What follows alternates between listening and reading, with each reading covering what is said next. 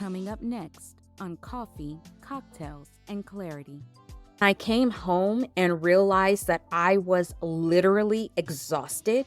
My anxiety was still going up and down. When we find those moments of rest and peace, we renew ourselves inside and out. When you suffer from autoimmune issues like I do, you know that we don't often wake up from any type of slumber feeling refreshed or rejuvenated. Put down those loads for a few minutes every day and love on yourself with your form of rest. Not long ago, I had just come back from a girls' getaway. It's a trip that 3 of my friends and I take each year to the Florida Panhandle. We like going when there's less people because we get into the sounds of the ocean waves without hearing a ton of people playing on the beach, not a lot of kids, not a lot of college students. The town we go to is a quaint beach town that has great coffee shops, restaurants with delicious food, and some of the nicest people that you could meet. I felt rested after this last trip until I didn't. I'm so happy you're here. My name is Shy Boston, and it's a privilege to welcome you to Coffee, Cocktails, and Clarity.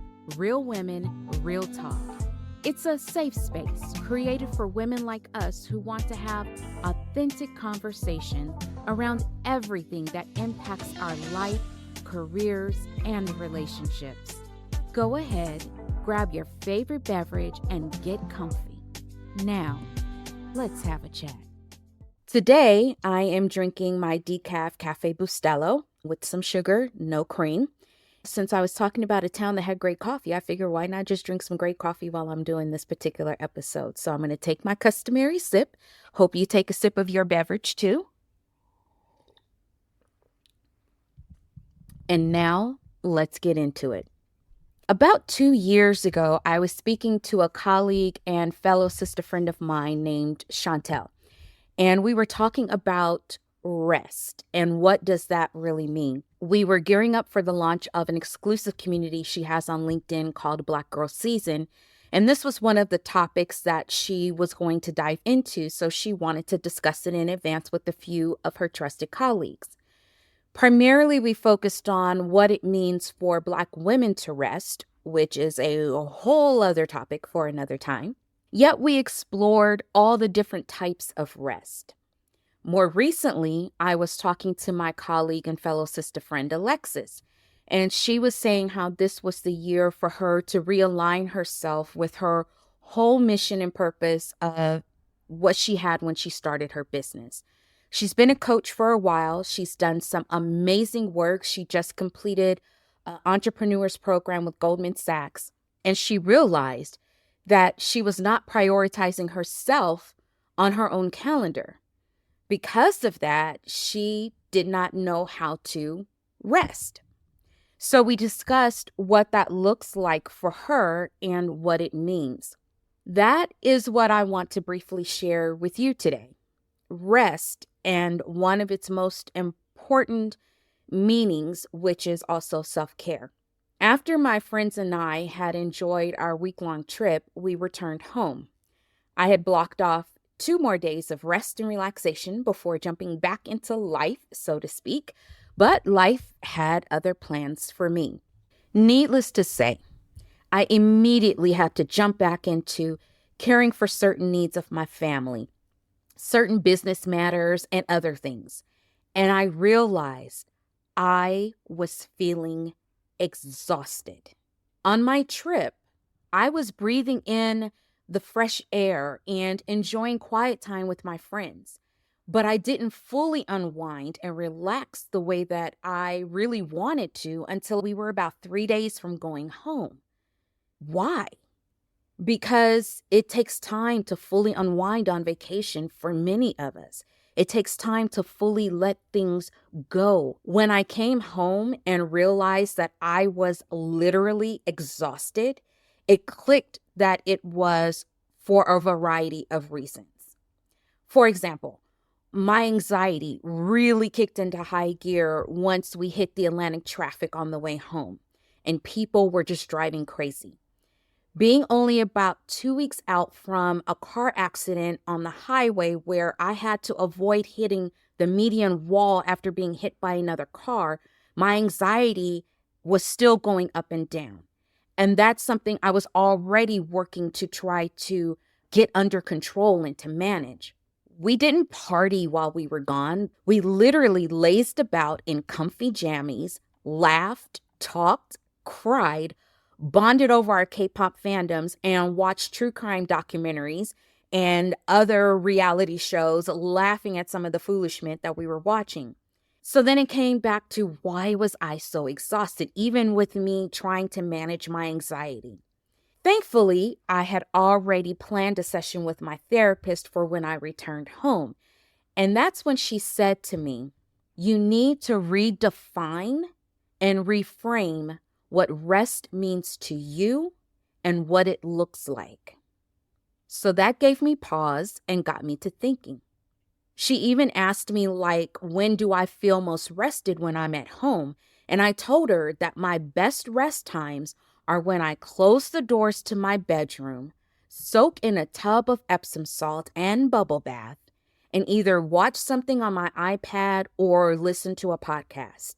I put my phone down, I completely let go of the outside world, and I am literally at peace for about an hour or so, or however long I choose to soak.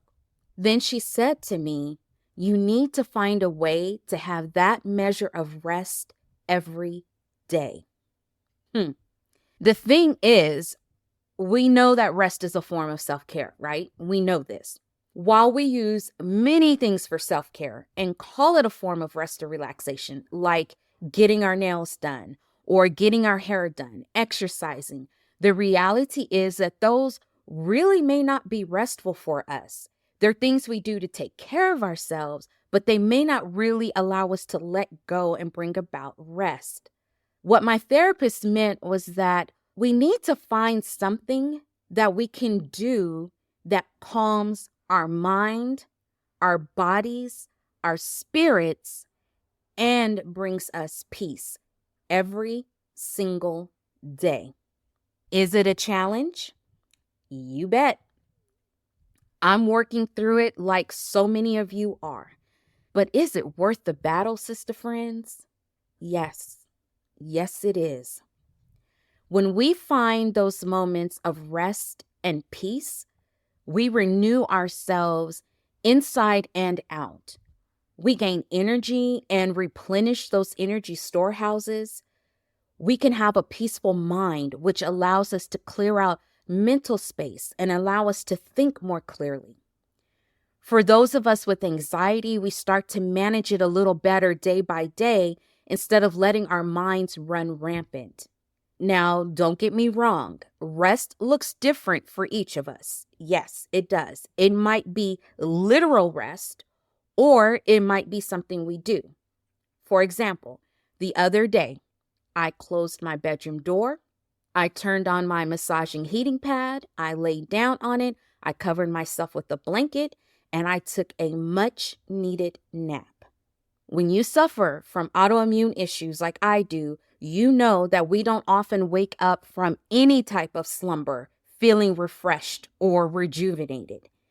And if we do, it's extremely rare and oftentimes short-lived. This time, I did wake up refreshed and rejuvenated because I made it a point to focus on what I needed at the time, which was to let things go out of my mind, relax my body and treat my body to a massage it desperately needed, and to take a nap. My body felt better, my mind was at ease, and I physically felt refreshed. There are times when rest for me is taking the time to really care for my skin. I cleanse it, do a clay mask and exfoliation. I hydrate with the Korean face mask. I do gua sha treatment and finish off with moisturizer.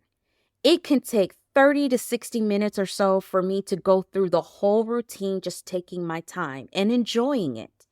And in the meantime, I'm either watching my favorite Korean dramas or I'm listening to some music while I'm doing it. But I allow myself to completely relax and be at peace and just be in the moment in that space. For you, it might be doing some meditation or yoga. It might be reading a book. It could be listening to music or ambient sounds like the rain. It could be watching Lizu Chi on YouTube. And if you haven't seen her videos, check her out. It's so relaxing. What it comes down to is us determining what rest looks like for us and then making time for it daily. Even if all you have is 5 minutes, start there with 5 minutes and build it up over time. If you're a mother, if you're a caregiver, if you're working multiple jobs, take the time. Buy out that time. Sacrifice something else. Take it out of your lunch break, but do something that allows you to experience that rest and that measure of peace.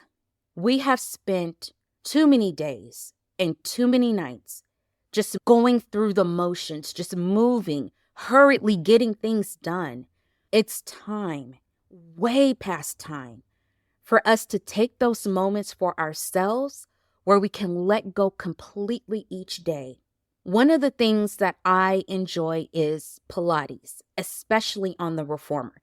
It's challenging at first, but I notice that every time that I get on, I'm more flexible and stronger than I was the time before, even if it's only been a few days apart, but it's even better if it's been every day.